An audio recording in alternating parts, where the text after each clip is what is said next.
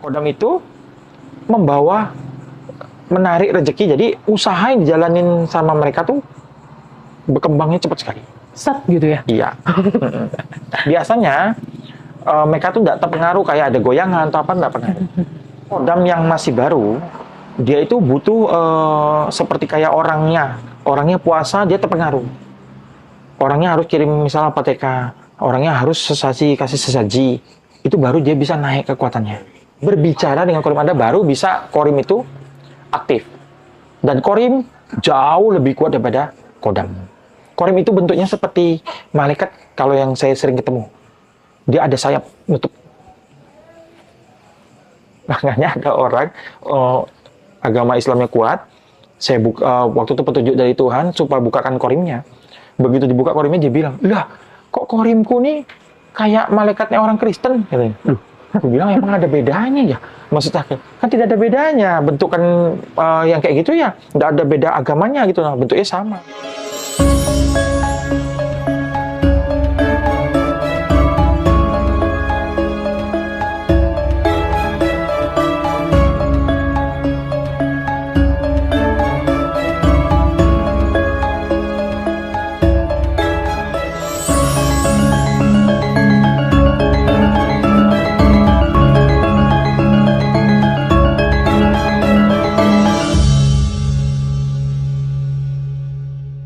Iya, pas di awal Kanjeng Budi kan cerita kalau kodam itu mempengaruhi wajah kita juga. Iya, bisa.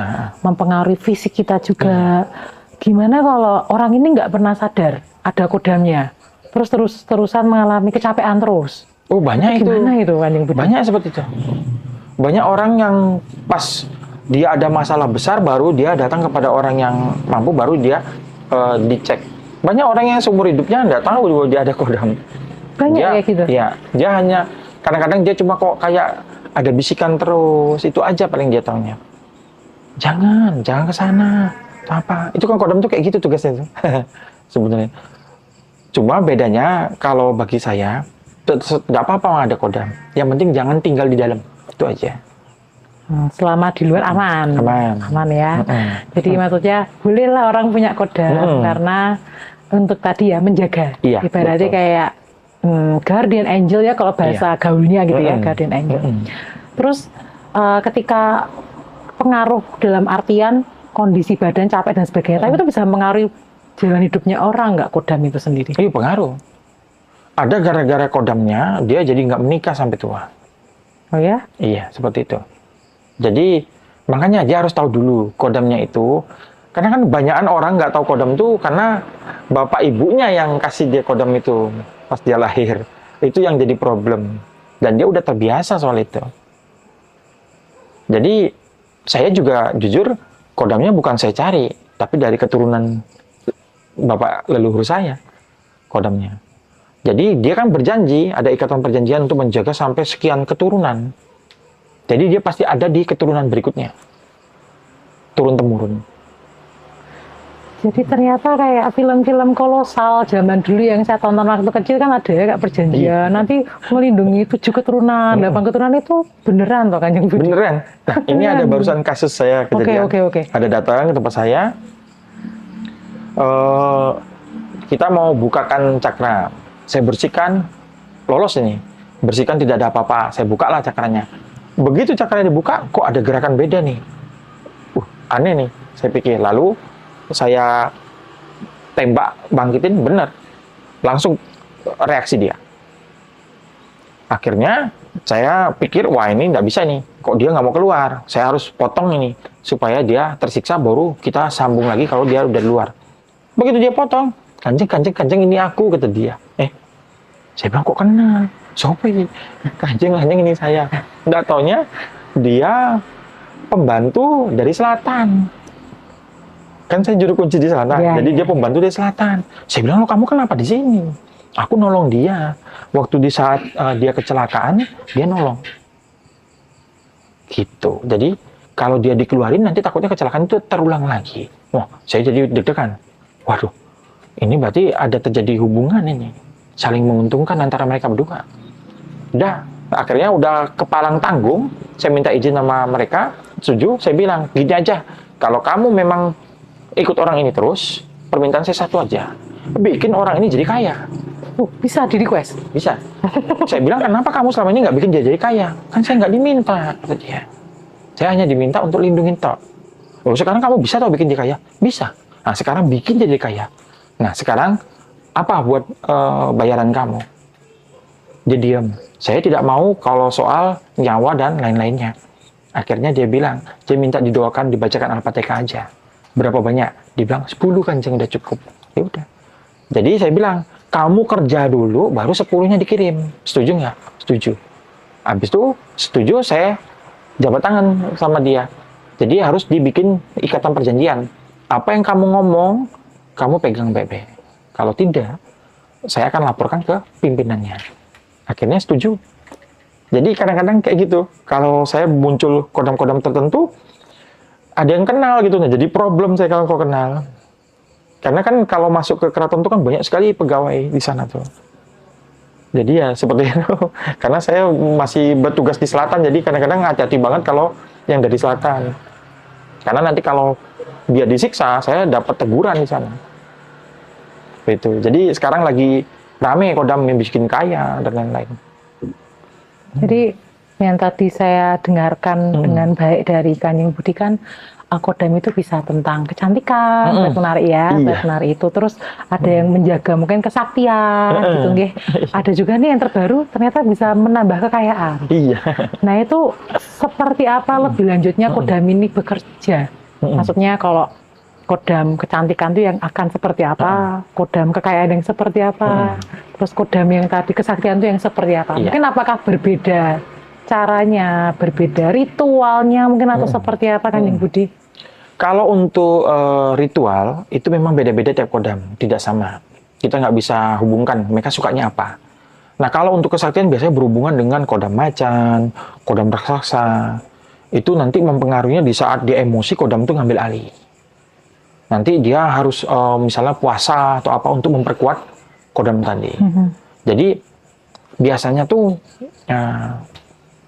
pernah nggak sih misalnya Mbak Yu makan, tiba-tiba Mbak Yu nggak kenyang, makan lagi berapa porsi, Bukan karena pengen makan banyak kayak rakus gitu saya ya? Biasanya kalau tanya orang, saya bilang, oh ini kodamnya yang lapar gitu.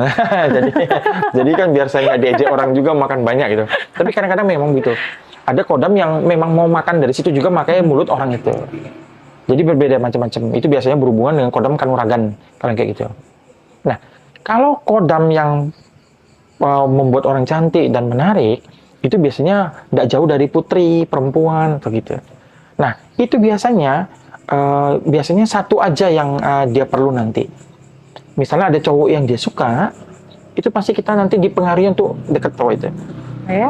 Iya. Menarik, kayak magnet. Iya. Tapi orang kalau ngelihat dia itu tidak bisa berubah mata, akan terkena hatinya, jadi suka sama orang itu. Teringat lagi.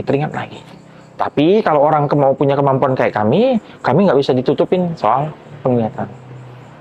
Kayak misalnya ada larungan waktu itu perempuan, dia miliki kodam seperti itu yang buat cantik dari selatan, karena saya kenal kodamnya itu dulu.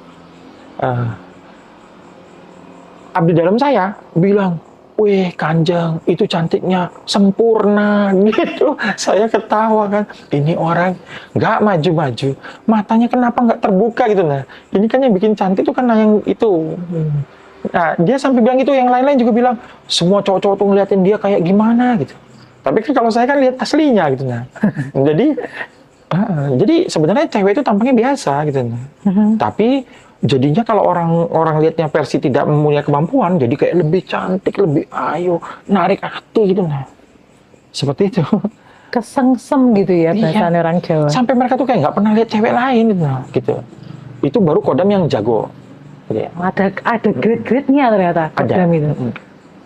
Saya dengar katanya dia waktu ke dukunnya itu mahal bayarnya untuk dapetin itu. Jadi memang levelnya bagus gitu. Berarti top chair nih yang mantap jiwa gitu ya. Nah biasanya itu dipakai untuk orang-orang yang kerja untuk penampilan. Yang paling banyak juga yang kodam untuk mempengaruhi orang. Jadi kalau untuk di lapas suatu tuh, Itu juga yang paling sering digunakan. Makanya kodam itu laris, paling laku memang. Kodam. Cepet banget dukun tuh kaya kalau jual kodam. Gitu ya. Iya. Ini maaf teman-teman dukun ya. Maksud aku kan dulu saya juga kayak gitu, jadi saya cuma ngomong sekedarnya aja. Oke, tadi ini kodam kesaktian sampun, kodam kecantikan sampun. Nah, sekarang nih kodam perekonomian ya. Kodam Menarik ekonomi. banget nih kayaknya ya kodam perekonomian ini gimana? Saya tidak bicara bidang usahanya ya, Iya, karena iya. beberapa bidang usaha tuh membutuhkan itu. Ya. Nah, jadi di saat dia ada, misalnya tuh bisa terjadi tuh kodamnya di laki-lakinya atau di istrinya, antara dua aja, yang mana. Nanti kodam itu membawa menarik rezeki, jadi usaha yang dijalanin sama mereka tuh berkembangnya cepat sekali. Set gitu ya. Iya. Biasanya mereka tuh nggak terpengaruh kayak ada goyangan atau apa, nggak pernah. Jadi kalau perusahaan yang pakai pesugihan, kodam dan lain-lain tuh ekonomi tidak mempengaruhi dia. Goncang bagaimanapun nggak pengaruh. Tetap stabil aja dia. Paling omset turun sebentar, naik lagi. Gitu. Nah kalau dulu memang untuk usaha tuh banyak perusahaan-perusahaan yang lama yang raksasa itu pakai seperti itu. Nanti ketahuannya tuh kalau pas kumpul-kumpul gitu. Tapi itu nggak bisa ditutupin dari mata-mata pelihat ya. Pelihat pasti tahu kalau dia pakai kodam.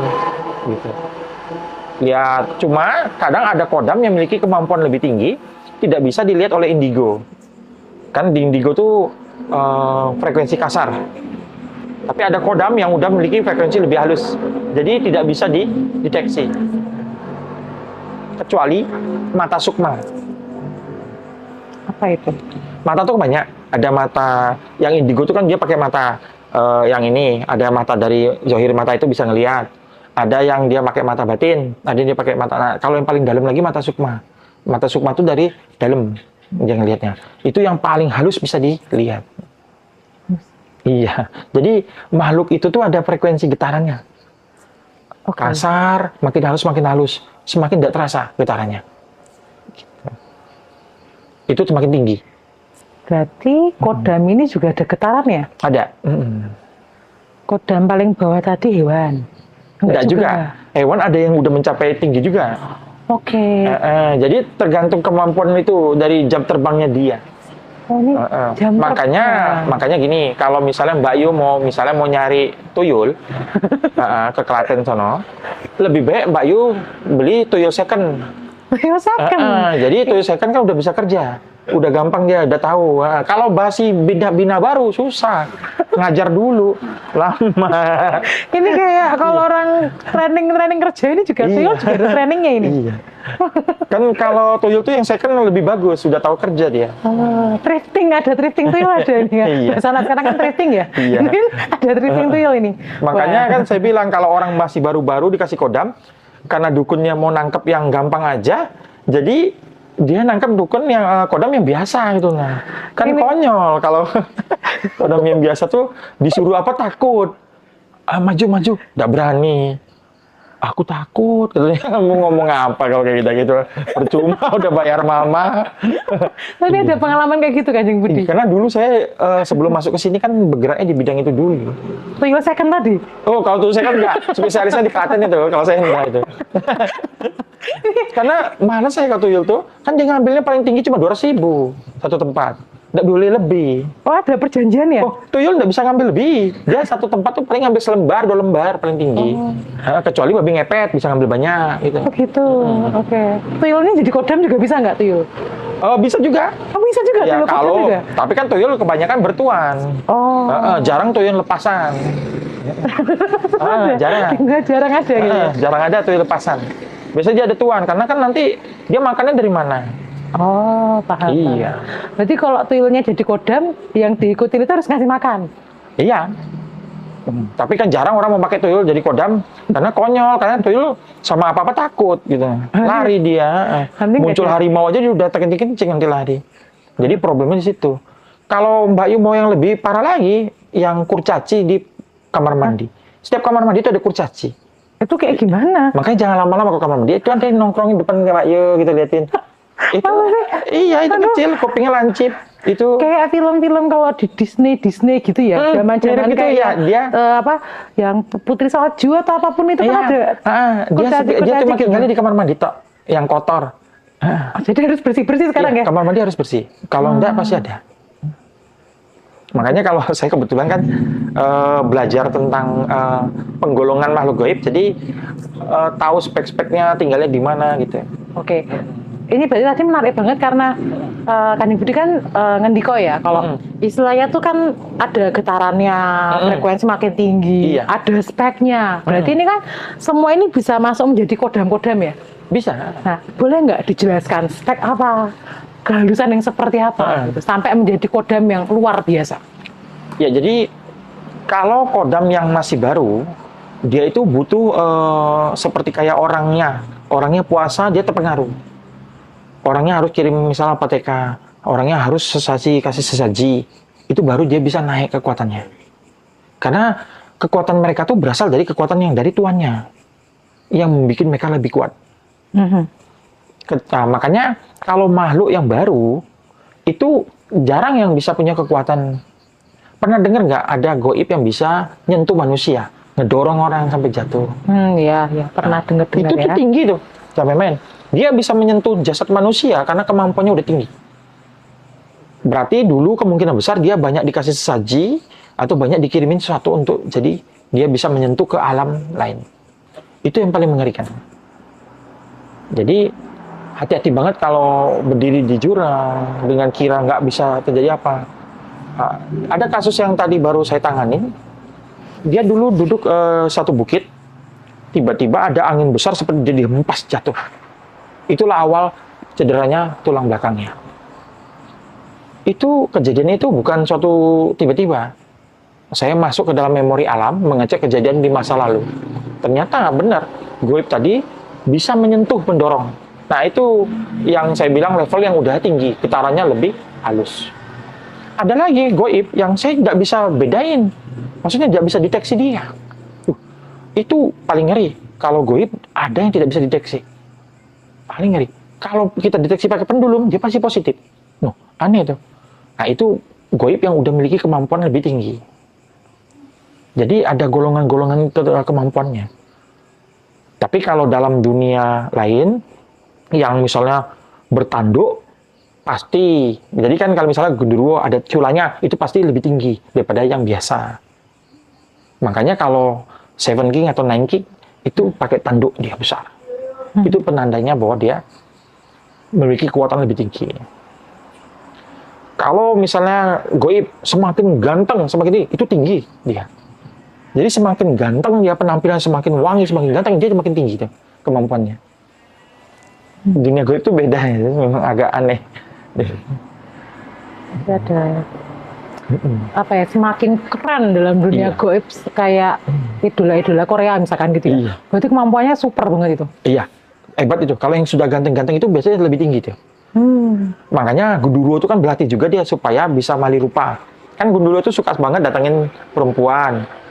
Nanti dilihat dulu nih di memori perempuannya, dia nih sukanya siapa yang sering dia bayangin cowok tuh.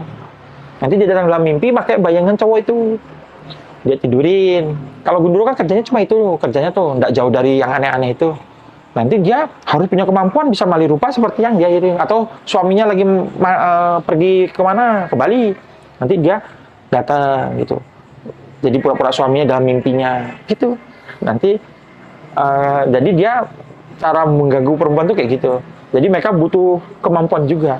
Tapi kalau Gundurwo yang biasa kadang-kadang kan susah dia mau ngerubah wujudnya tuh. Baunya masih keciuman. Kadang-kadang ada yang bau kentang, ada yang bau ketek lah dan lain-lain. Kan bulunya banyak dia. Dia nggak bisa berubah itu ya orang ketahuan itu. Gampang banget dibedain. Tapi kalau yang semakin tinggi, saya pernah ketemu Gundurwo yang tidak tampang Gundurwo. Hah? Iya, tampangnya seperti pria, seorang pangeran ganteng gitu. Ternyata Gundurwo. Berarti dia udah punya kemampuan luar biasa. Itu biasanya dapetin dari orang sembayangin dia. Ngasih dia sesaji, dibangun dia makin kuat ya. Oke. Ternyata Kanjeng Budi punya kisah yang seperti itu gitu.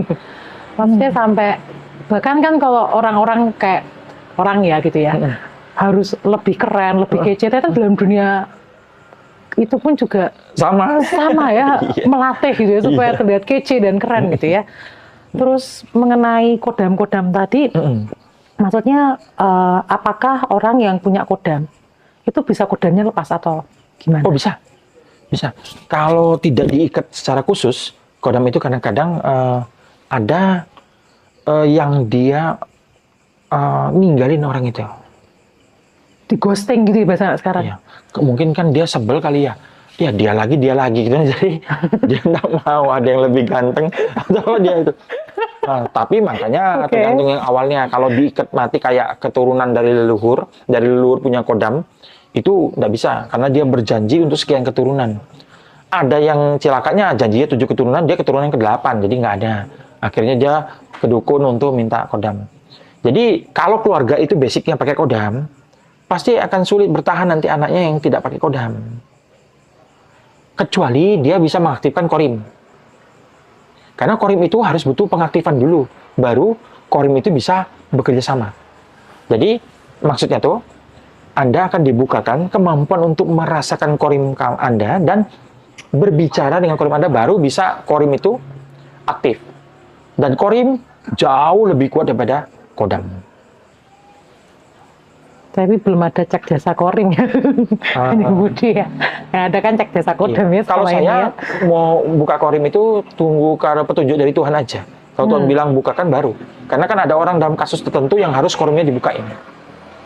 Karena pentingnya tuh untuk korim itu peluk. Kalau korim peluk itu tidak ada satu gangguan goib pun yang bisa masuk. Maksudnya? Iya. Korim itu bentuknya seperti malaikat kalau yang saya sering ketemu.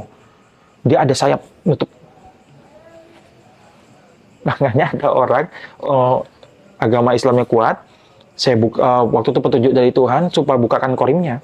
Begitu dibuka korimnya dia bilang, lah kok korimku nih kayak malaikatnya orang Kristen? Katanya. Loh, aku bilang emang ada bedanya ya? Maksudnya kan tidak ada bedanya. Bentukan yang kayak gitu ya, tidak ada beda agamanya gitu. Nah, bentuknya sama. Mungkin di pikirannya tuh kalau yang jadi Islam bentuk korimnya tuh kayak Arab gitu. Nah, ternyata kan tidak. Dalam dunia itu tidak ada beda itunya. Tapi dalam kasus tertentu ya tidak bisa sembarangan karena harus petunjuk dari atas dulu baru dibukain. Ada ACC dari pencipta. Jadi harus ada atas izin Tuhan. Ya, karena itu dalam kasus yang mengancam jiwa biasanya. Tapi kalau kodam nggak ada yang bentuknya kayak malaikat gitu. Ada juga. Ada juga. Ada juga, tapi ya sayapnya nggak gitu, warnanya gelap gitu. Oh. Jadi ada tingkatan warna sayap itu mempengaruhi dia korim atau kodam gitu ya? Enggak juga, karena korim itu bentukannya tuh belum tahu wujud asli pastinya korim. Maksudnya saya belum pernah teliti sampai 20 orang atau 30 orang, karena sulit benar korim yang muncul itu. Mata yang melihat korim itu harus mata yang sangat-sangat halus. Karena sama seperti melihat malaikat. Kalau udah bisa lihat malaikat, pasti bisa lihat korim. Kalau lihat kodam tentu bisa lihat korim. Iya, karena kebetulan kan saya sering untuk pemanggilan arwah. Kalau misalnya untuk acara keraton besar atau apa gitu. Jadi misalnya lihat siksa kubur. Nah kalau udah bisa lihat itu, bisa untuk lihat korim.